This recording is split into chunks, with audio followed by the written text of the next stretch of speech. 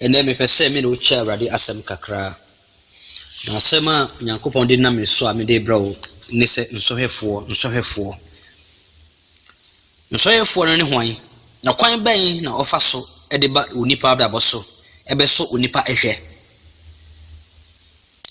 nsohwefo no beba wabrabo so bra wani na wo ho ebra wa hunu se wugina awurade mu a wo ye ade papa bi no saa bren mu na oba wabrabo so besɛe na wama wabrabo no ai wapansam ni nyinara na uhunu de esese oyo enti ene matudi se nsoyefo afei me pese yehwe nsem Nyankopɔn asɛm ni mu na yehwe kwan a ofa so eba onipa abrabo so yewura Yesu Kristo na yede yeho ato no sokra no woba ne wotimi beso no hwe wotimi be den beso papa yi ehwe because wahunu se papa yi oyo obi a obre ne ho ase woye ni ade nyina wona kwan so se de esese woye enti na wo pese wo fa akwati kwan bi so ede enya no na wo sei no enti no woye de esese woye bi ase de ebe ya ne nsa be den beka ye papa Jesus ana ye nana ana yaja enti ene ye behwe asem kakra na mu no said the matter edin sense for no me the book of Matthew 4 verse 1 no afetie I say na honhom no e de Yesu eko esre so say obonsam koso no ehwe okay onyame honhom kronkron de Yesu Kristo nanteye ebre no mu na e de Yesu Kristo koye no na Bible chese na nsoyefo no ba ye said the ebe ya obebre papa yi ase na sabra no na papa yi ohunhum a wobo mpaye nanso osoyefo no pese wo so no hwe na wo sai bibia awo na brabo so odofo wutie mi ekwan ben na befa so ma osoyefo no beba wo so ekwan ben na befa so o ma osoyefo no a wo besai unyuma wo de onsa aka a opese wo ye e wo abrabo mu odofo a wutie mi nsoyefo no beba bra woni enda wo ho osoyefo no ba awarwe mu osoyefo no ba adwuma mu osoyefo no eba abusua mu nsoyefo no eba ebra woni eda sika so na obeso ehye na bra nhira bi aba wabra baso na obeso ahwe nti ene anwumbre yi ene awie yi ene anopa yi nsoyefo no beba na nso anamo ben na esese otuo dwuma ben na esese uye ana dia yi na esese uye ma nsoyefo no ba ne nyuma a obeye biara na ne obeda na dibia enyawo anwumre yi awie yi esoti agrade asem na faso na ma oje enyawodia obonefo no wompe papa de wopeni nyina ye bone de wopeni nyina na se onipa beko amaniye mu obeso wa hwe se de beya obenyawo se de beya obefiri Kristo mu se de beya unsoma agrade bio se de beya obeyira ewo Yesu Kristo ni mu anka wopese wasiyira Jesus se de beya uhunu de esese woye obonefo na kwa nyina ne sanka agrade Yesu nyimene wo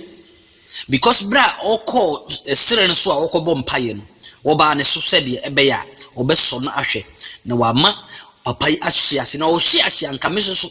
me ne wo ahwiase nti wantimi no dia nya de se obetimi ne wo nanso nsoyefo no de beba da se de babro no kan se enya honam ni moja na mom ye ne binimu na yeden ye di akon e wasase so ye ne binimu na prepare wasase so odofo autie ene anopai ene anwumbre tuma bai na wodi anopai se obeche wo ho se obefiri nsuhemu se obefiri nsoyefo no nsa wono de wo kreti everyday bia wo kreti se wo de o how beto nipa so na said ye be ya me de wo be free won ensa afa yenhwe asemfofo e wo book of 1 Corinthians 7 verse 5 no afa yenhwe 1 Corinthians 7 verse 5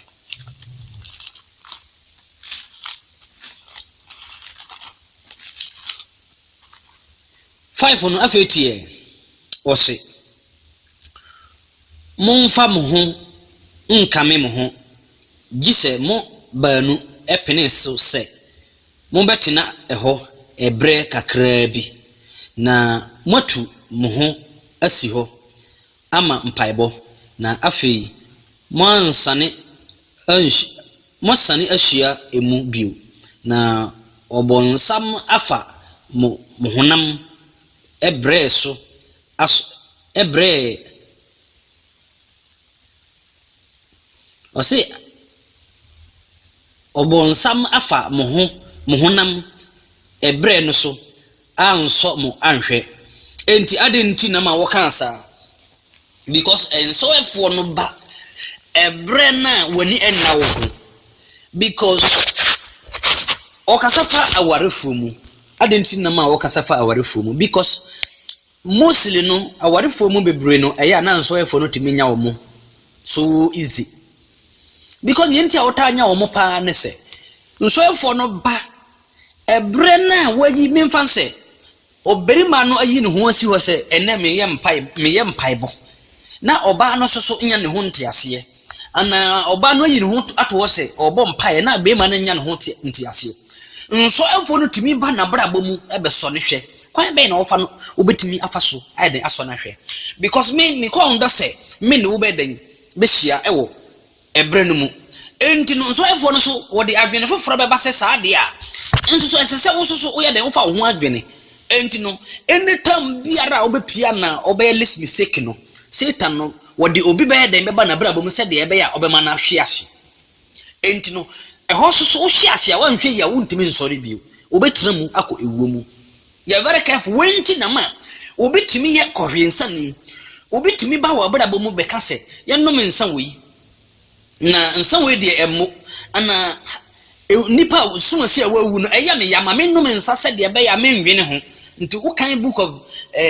proverb no a wo kan 31 no a wo kan wo honom wo se mo fa nsanden ma de waseye adenti na ma wakansa because wo no ye wadwen se wo be nom nsa wo de waye wadwen se nsem bia sinti no wo pese wo nom nsa na wo se mo fa nsam ma de waye den waseye enti no na fe no nya de se wo be den wani beba wo hu bio na fe de wo seye den eko wani mu adwaman sara ohia bitimi ba wa brabo so o ha obetimi ba wa brabo so bia wo ko school nya boafo a obetimi aboa e school ko ni mu adwene betimi ba ana obi betimi aba wa brabo mu se yanko present se de be ya betimi anya sika yanko chate se de be ya be nya sika yenye saka wase de be ya be nya sika obetimi di wa ko wura ade a ompemu na wa bedane wiase ni na wa bedane suntudua aba onyankopon na onso he no eba wo so a kwanya obefa so obefiri mu de enye easy odofo a wotie mi ma wani nda ho osoefo de beba na mane ntimi wo osoefo de beba na gina wonan so ma no kwan se obedi wo so Jesus ama no kwan ma wo ho kwan ma Satan osoefo no betimi wo da wo so ye da ahwe ebra ye ni na ye ho wo so ye da ahwe bra na yete Kristo mu wo so ye da ahwe bra na yete onyankopon asem ne mu ma wo ho kwan ma osoefo no ntimi wo gina pintin wa awurade mu bra wafa awurade no obekeka nsam se de ebe ya obepo awurade se de ebe ya wetwe ho afira awurade asem no ho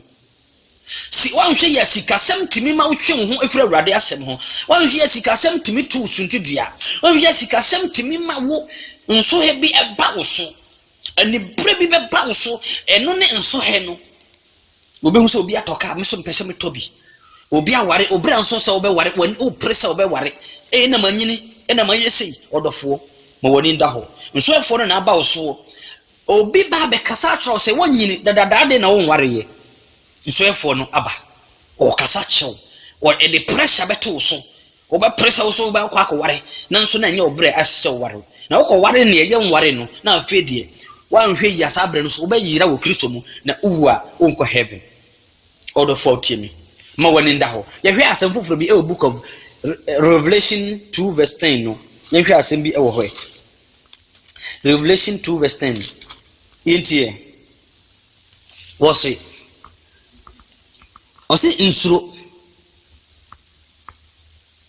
amanie a woribe hunu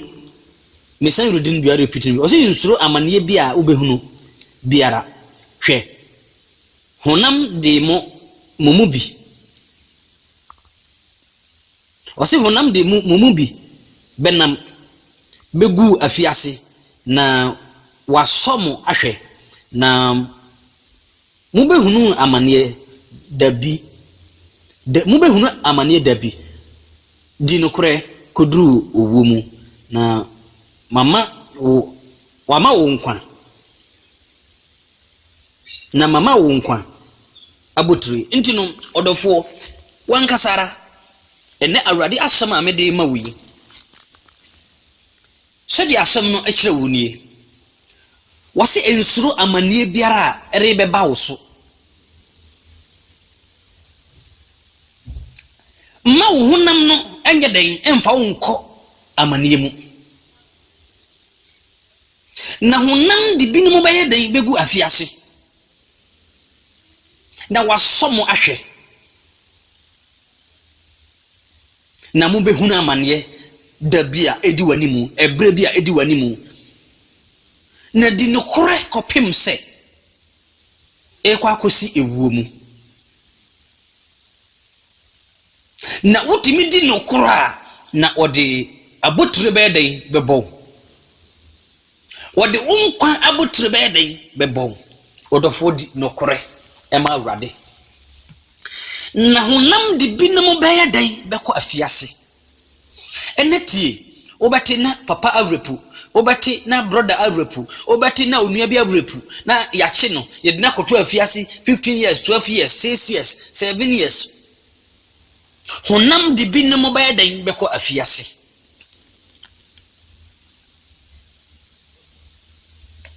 o dwene sade nipa dua no beden betrase ama wanya noma akese wasase si wo abrabo mu o fesi sade o prese de obenya noma bia be kas adan akese eno na wo kan tie honam de binom beden beko afiase wan hweya onsoefo no beba wo abrabo so na wode wo akoto afiase ba bia enka ensese okoda do akoda ho honam de binom beko afiase ukwakodisi kaduru na wasi dan na dan na obesusu untimi nam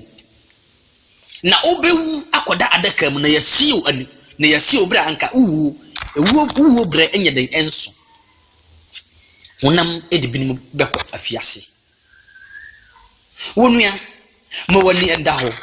nsoafo no beba wo na nso ma no kwan gina pintin kopim se nkunimudi be ye wodia gina pintin kopim se wodi nkunumudi abotire bebo awrade edododo na dona wodo no nyina ne se wopese ugina ebra eye dimu ebra edi yanimu no na aka ewe yanimu no eye bre ena adi yanimu no eye bre na ogefo no pese wochiw na wompese nsowefo no timu wo ba papa no se kanka wo be mana asuase wo ba papa no se anka wo de mraba ba chi no afri awrade asem no mu na nso wa ma wo ne kwan wo so ma wo kwan se satan no betumi wo e ma wo kwan se asem bi bedi wo so mfa wani ento wiase afefede so mfa wadwene enko wiase adie biara so bra wo de wo ato awrade so akono de beba bra wonware yankwan na de akono de ne beba hye wo ho de ne na hye wo ho so e wo Kristo mu bra ukunu ni ho hye wo ho de na hye wo ho so e wo Kristo mu bra uyire ni ho hye wo ho so na hye wo ho de ne e wo Kristo mu se de be ya nsoefo no entime wo ani nyina hye wo se de wonim se wo hwease awie wonim bra bia na wotimu na awrade ayi wa firim wonim se wo besia komo bio brother sister mo wani na ho nsoefo no beba ho na wodinam nipa so beba wabrabo mu wonam honhom mu beba wabrabo so na kwan ben na sese ofa so gina ne nyina ne mpaibo ne nyina ne sa abre biara na papa no ko bipo no se okobo mpaye wokoso to aso bo ne mpaye no ebra wo ye mpaibo no obi be frew na waka hwe so gyan mpaibo no na bra na yenkoye ade sei o ye se adwuma bi apie ye se ya ba na sa abra no na wawura mpaibo ma wo bo obeja yako because sika upesika edi abo wiase abrabo ntino wani beba wiase se o di nipa na chi obi be ka cho se adwuma na wo ye no jana enko Libya jana enko abrochire jana enko ha na nso na enye ho na ese se okotra ene nipa bebre edi ani bre akotra London ene bebre ehunu amane pie wo London abonten so obi di ani bre to kwan ba abrochire ene ehunu amane obi aton na japade se okọ abrochire nso hefo na anya no edan na wo no waton e ka na wo no waton ade papa bia ukura wo nsam no sese ani nsam bio ene awreho na wudie wo han dan ansa na wodam obi a wasi dan ato epono ato so ato mpa ene wo han dan ansa na wo dan oda odofo obi garage na oda ene adenti nso afo na nyawo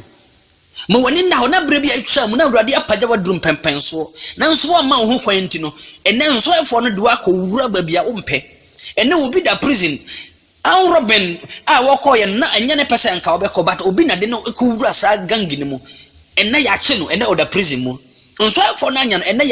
ya kum no adenti na se eba sa obi di obi akobusumfie ene nipa no hunu amane bosom no bisa abuade free ne ho nso wonya obi di obi akobusumfie se wonkoje aduro na wonkoye bibi ensai ade bi obi wo ho no onye wudini na nso enam obi so ma obeye wudini obi wo ho no oni adwene se nka obeko atia ne nua na nso ne nua de wo ye ne ntino wa hwe ye na wakoye de enye atia wo nua no onua bo modeni na fa wo ho bata Kristo bo modeni na wa ma nso efo na ntimi wo ene wiase na ye wo no utimi hunu se eya porepore ene wiase na ye wo no eye bibiti se de ebe ya obeko a de wo nsa beka bia na wo nsa aka wanya soso na wanya ene hwe nipa ma egu Saudi Arabia nipa ma binomugu Turkey binomugu Dubai babia ensese China ye de nua na eburu omo ye kumkum omo ye tase wo hwe no ma ekoso obi aso ena na dan ankasara because identity watamfo na nyaw bra wuti wabusuafo na nyese na wote bra wuti wabusua nchen no na nyese na wote hwe amane a wuhunu e wakwantuo mu hwe amane a wuhunu wa abrabo mu kura wuti mu firi mu ekoba bi fufuro ekoba bra anka na wo bibi a onsato so anse wo hwe so ma awurade hira so ma but apreprenti hwe ba bia bo abewie odofo wo ya sofo awurade afro se kama sempa waga sempa kana se me kwa brochiri me ko ba bi akobo me bra hwe amane a wuhunu wo honom wa manso efo na nyaw de waka fa wuhunu nyina abam wo hunu se ni bre e wo wafanti no onim se ho ana obefa nso efo no ba nipa bra boso a wo hwe ba bia wo befa obetima wura aba wo mu wonim se nsa na opa wonam nsa nom so ba dan beba wo so odofo tiemi onyame eye ogefo uma ho kwanya Kristo bejo uma ho kwanya awurade be pagyaw uma ho kwanya ne nhira beba wo so ne nyina ne so obedi awurade mraso na waye di awurade pe ntimi ne masemi besi ha na se de be ya di awurade aka no ebe ye ho e wo abrabo nti na mama se me bre e ma wo se odofo obeye nhira enu ho e wo de wo mu enu ho e wo abrabo mu nyankopon ka ho wate obonefo no beba de yensi ne ho kwan yenjina emfa ye ho mata mpaibo hwehwe spiritual father obetimi adi wanimu e wo mpaibo mu akwankyere na wo hwe da wonya wadwe se obeye mpaibofo sorry na mpaibofo nsoefo no beba wono ba no aboaboa ne ho na wo ba unti wososo de na wo ye de na wo de twen no gina e wo awurade mu fa mpaibo fa ohura mpaibo mu akwankyere ne mpaibo eno na etimi efresi atamfo no na saa abre no na Yesu eye mpaibo ewo ebepo no so na oye mpaibo ewo esere ne so na nso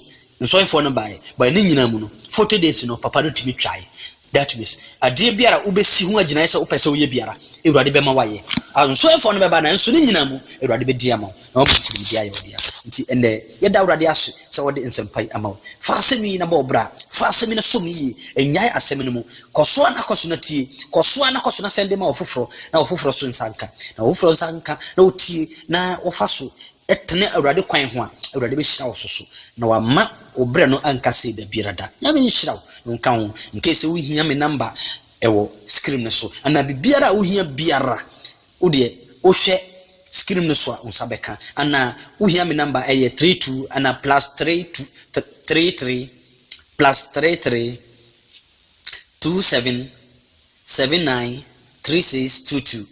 ntino o frame ade bia wo biara wo bisamia ana de wo pese me na wo che biara nyankopon be fa me so a kire de sese wo bia da bi na wo so na wo pese me boa e wo da sunu mu a nyam be fa me so ama wo so odaye no ase kire na wo so ahunu de sese kwanya sese wo fa so nyam nhira na wo ka ho me chia me dofo biara obi biara wo hwe me obi biara wo tie obi biara obetie voice nyankopon fa so na ontrena kwan na wo hira no na wo ma de wo de ne nsa beka 2019 mu awurade ma enye ensi ne krayi ochena yekwa ko wura 2000 ye be wura 4 months mu na 4 months na ye be wura mu no odofo utie program wie pe minim sha awurade be fa program so apajaw ma fa so ama wabrabo asiwi na wamanu manyina ye fefefe wabrabo so yishira nkan awurade da se wama wo nti ase ni odo se fa eti awurade akwa no na dominanti amen.